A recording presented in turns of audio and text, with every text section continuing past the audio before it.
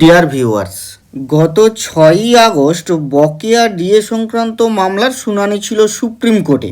আজকে আমরা এই ভিডিওতে জানব কোর্টরুমে কি হয়েছে, কোন আইনজীবী কি বলেছেন, আর কোর্টরুমের বাইরে সরকারের তরফে গ্র্যান্টিনেডের কর্মচারীদের বকেয়া দিয়ে দেওয়ার জন্য কোনো পদক্ষেপ গ্রহণ করা হচ্ছে কি না, বা পদক্ষেপ গ্রহণ করলে তা কতদূর হয়েছে, কি করা হয়েছে, এবং এর ফলে আপনারা এই বকেয়া ডিএর টাকা কবের মধ্যে পেতে পারেন সে ব্যাপারটাও বলবো।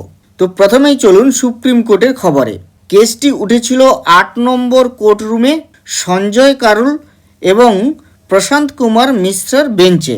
রেসপন্ডেন্ট হিসেবে ছিল confederation of state government employees এবং আরও বিভিন্ন যে কানেক্টেড মামলাগুলো ছিল সেই কানেক্টেড মামলার পিটিশনার হিসাবে সংগ্রামী যৌথ মঞ্চ আর সরকারি কর্মচারী পরিষদ এবং ইউনিটি ফোরামের পক্ষ থেকে এনারা সব ছিলেন। তো রাজ্য সরকারের তরফে এদিন সওয়াল করেন তুষার মেহতা সাহেব। মোটামুটি তিনি যেটি কোর্টকে বোঝাতে চান যে রাজ্য সরকার সমস্ত কর্মচারীদের ডিএ দেওয়ার ব্যাপারে সচেষ্ট। ইতিমধ্যেই 7,000 কোটি টাকার মতো ডিএ তারা কর্মীদের দিয়ে দিয়েছেন। আগামী 10 দিনের মধ্যে এই সংক্রান্ত বিস্তারিত রিপোর্ট রাজ্য কোর্টকে দেবে। এখানে বিচারপতি কারোল বলেন, আইনজীবী করুণানন্দীকে প্রশ্ন করেন যে আপনাদের কাছে মনিটরিং কমিটির রিপোর্ট আছে?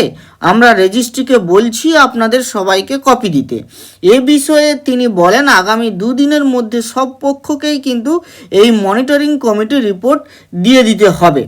তো এই শুনানি পর্বে আইনজীবী মানেকা গুরুস্বামী যে ব্যাপারটি তুলেন সেটি হচ্ছে যে বহু কর্মচারী কিন্তু এখনও এই বকেয়া ডিএর টাকা পায়নি।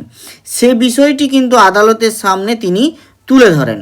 তো এরকমই সমস্ত প্রকার স্ট্যাটাস জানা নিয়েই এদিনের শুনানি পর্ব কেটেছে। আগামী 18ই আগস্ট আবার শুনানি হবে। এটি কম্পিউটারাইজ যে ডেটটা দেখাচ্ছে 18ই আগস্ট। তো সেদিন যদি পজিটিভলি শুনানি হয় তবে অবশ্যই মনিটরিং কমিটির রিপোর্টটি নিয়ে একটা আলোচনা হতে পারে। তো এ তো গেল সুপ্রিম কোর্টের বিষয়। এবার আসা যাক সরকারি তরফে কি পদক্ষেপ গ্রহণ করা হচ্ছে। সরকারের তরফে যেটা করা হচ্ছে সেটার একটা খুব ভালো খবর আছে। তো দেখুন, এটি টাইমস অফ ইন্ডিয়ারই একটি খবর। টাইমস অফ ইন্ডিয়া 6ই আগস্ট এই রিপোর্টটি বেরিয়েছে টাইমস অফ ইন্ডিয়ার ডিজিটাল ভার্সানে। তো এখানে কি বলা হয়েছে, the state has begun administrative preparations to clear the pending DRS allowance arrears of employees. এটা কিন্তু ডিএ এরিয়ারের ব্যাপারে বলা হয়েছে, যেটা 20% যেটা ডিএটা পাওয়া যাবে যেটা অক্টোবর থেকে, সে ব্যাপারটি একেবারে এর থেকে ডিফারেন্ট। তো এটি হচ্ছে এরিয়ার ডিএ। তো of various grant in aid institutions following the Supreme Court's directions.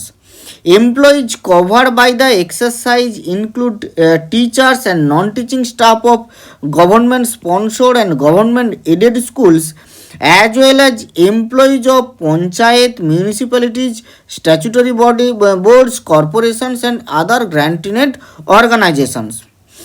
In a recent meeting, the Finance Department asked departments to create a separate section or option on their salary portals for submission of DA arrears bills within 15 days.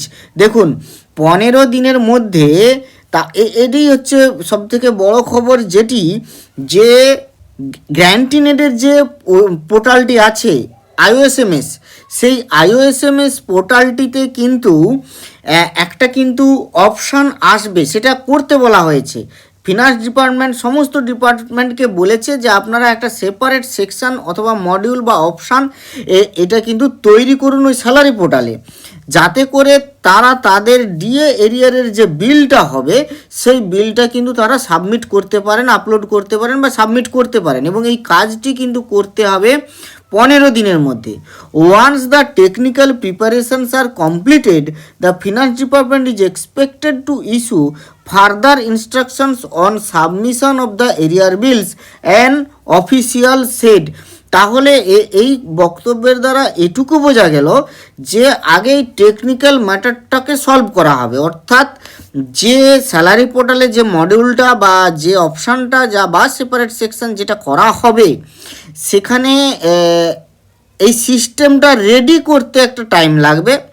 সেটা ready হয়ে গেলে এইবারে finance department তারা পরবর্তী further instruction দেবেন যে submission of এরিয়ার বিলস কবে কি দেওয়া হবে বা কবে এটাকে নেওয়া হবে। তো nodal officers and IT profession personnel have also been directed to strictly follow the prescribed procedure. তার মানে গ্র্যান্টিনেটের যে সমস্ত কর্মচারীরা এতদিন ধরে একটা অনিশ্চয়তার মধ্যে ছিলেন, আমি কিন্তু বারবারই ভিডিওগুলোতে বলে আসছিলাম যে গ্র্যান্টিন এডের কর্মচারীরা নিশ্চিতভাবে তারা ডিএ পাবেনই পাবেন, যে কোনোভাবেই হোক পাবেন, তবে হ্যাঁ হয়তো দেরি হতে পারে।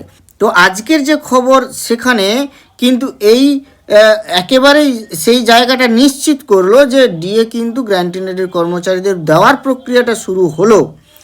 এবারে যেটা 20% ব্যাপার সেটি সম্পর্কে এখানে একটি বলেছে, the proposed payment of arrears under ROPA 2009 is separate from the recently 20% DA under ROPA 2019।